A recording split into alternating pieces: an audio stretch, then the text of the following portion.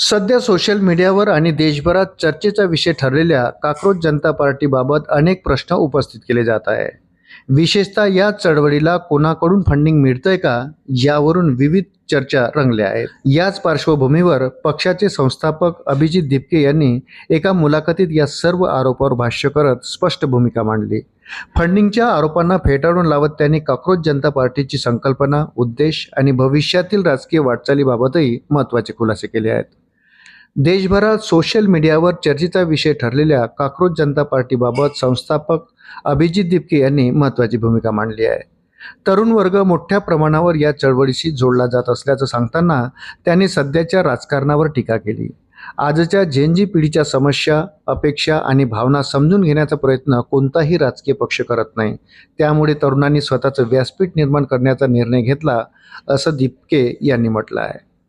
Cockroach जनता पार्टीला कोणाकडून funding मिळत असल्याच्या चर्चांनाही त्यांनी उत्तर दिलं. मला तर यावर हसायला येत आहे, कारण जर मला फंडिंग मिळालं असतं तर मी सर्वात आधी माझं शैक्षणिक लोन क्लिअर केलं असतं, कारण मी शैक्षणिक लोन घेऊन अमेरिकेत आलेलो आहो, असे सांगत त्यांनी सर्व आरोप फेटाळले.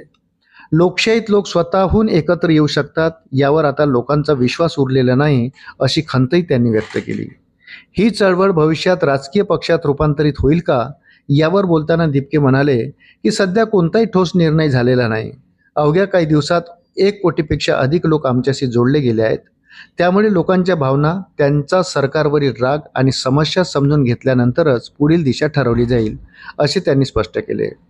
मूळचे छत्रपती संभाजीनगरचे असलेले 30 वर्षीय अभिजित दिपके सध्या अमेरिकेतील बोस्टन येथे शिक्षण घेत आहे.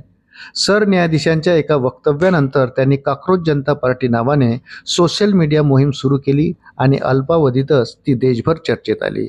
अशाच नवनवीन अपडेट्ससाठी व्हिडिओला लाईक आणि चॅनलला सबस्क्राईब जरूर करा. धन्यवाद.